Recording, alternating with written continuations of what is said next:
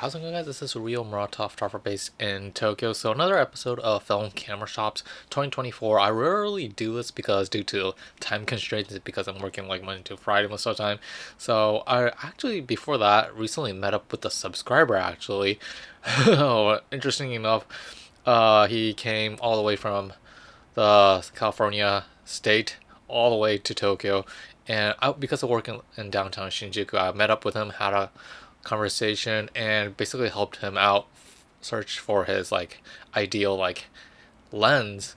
And hopefully I did my sort of like contribution on that, and thank you for like supporting my channel and following me, for giving me Cinestel 400D, which is hard to get by nowadays in Japan.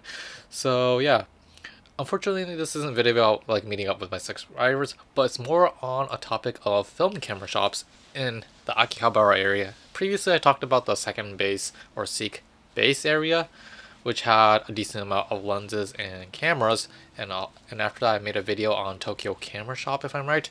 This time around, this came like at a weird sort of like way because you guys probably have heard it.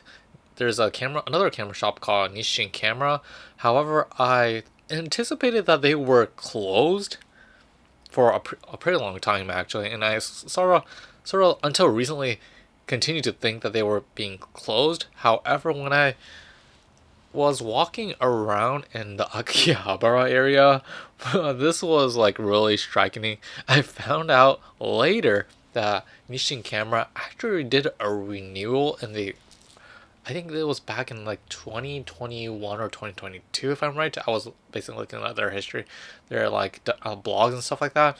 They actually did a renovation and basically went back to business. And I thought they were sort of like lost, gone. And if you guys probably do not know, Nishin Camera is probably the one of the four musketeers in the Akihabara area. If you ever go into that area, Nishin Camera is one of the film camera shops to go. But because I anticipated they were closed, I thought they were long gone. However, I came back to them and realized that they are back better than ever. So you guys have guessed it. I basically visited a Nissin camera store roughly like 10 minutes away from the Akihabara station, and I was sticking to some kind of like map for you guys, but you can basically Google it. Like, it's easy to get there.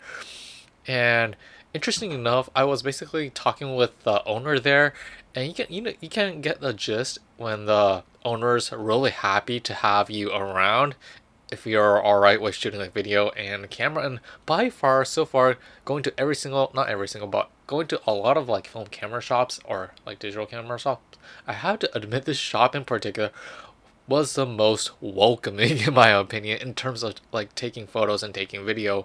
As the camera like shop goes, Nishin Camera used to have, in my opinion, had a lot of cameras, like sort of like a super retro store with similar to a box camera store in Shinjuku.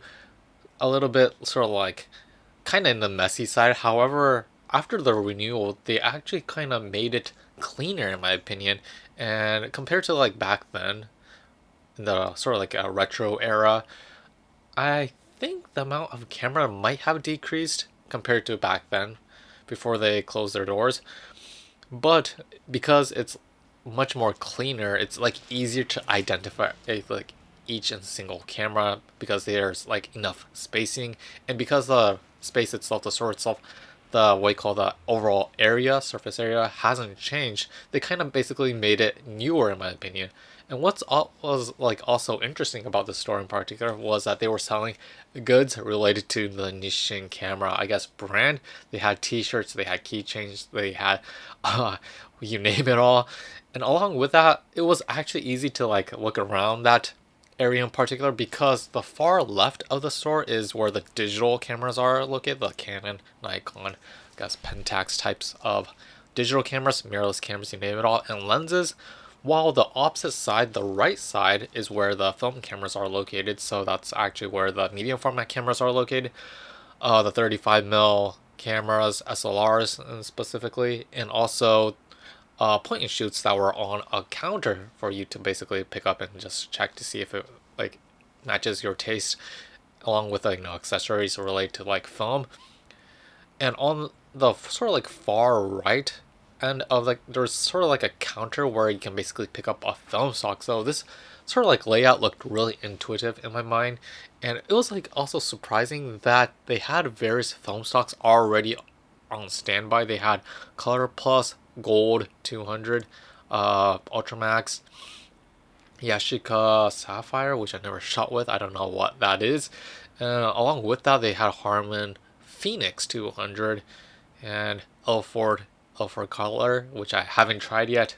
When there's so many things I need to try in my life, but life's too short.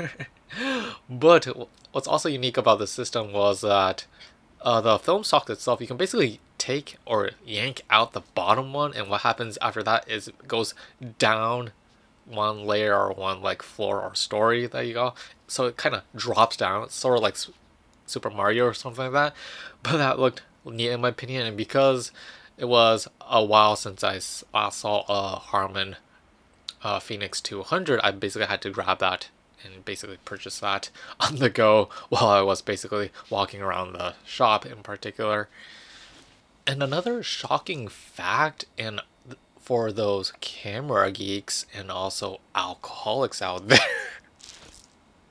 is that I never knew about it, but typically, you guys probably know that camera shops basically shut down during, the office hours or hours of operations. I think most cases like 9 to 5 or so in most cases. But this shop in particular shocked me because after the hours of operation of was selling like cameras and stuff like that, this shop in particular becomes a bar after they do business. And the owner there actually came up with this idea, a wicked idea of, wouldn't it be nice to drink alcoholic beverages at the counter while gazing at cameras? I'm like, that's camera porn or something. But that came true to life, and depending on they say that they do it every day on a weekday, but from what I see, you had to check their like official Twitter account to see if they are doing this sort of like service actually of serving alcoholic beverages to you on the weekdays after hours of operation, so around from 7 o'clock p.m. to 9 o'clock p.m. The owner there likes Japanese nihonshu, so sake, which I can't drink unfortunately, but I'm a beer guy. So they also have beer and whiskey. So if you are actually if you have the opportunity and you have to like check their Twitter X account when they're all open, you can basically kind of visit them and just drink alcohol while you look at cameras behind the showcase and also film stocks on the right side. That kind of blew me away.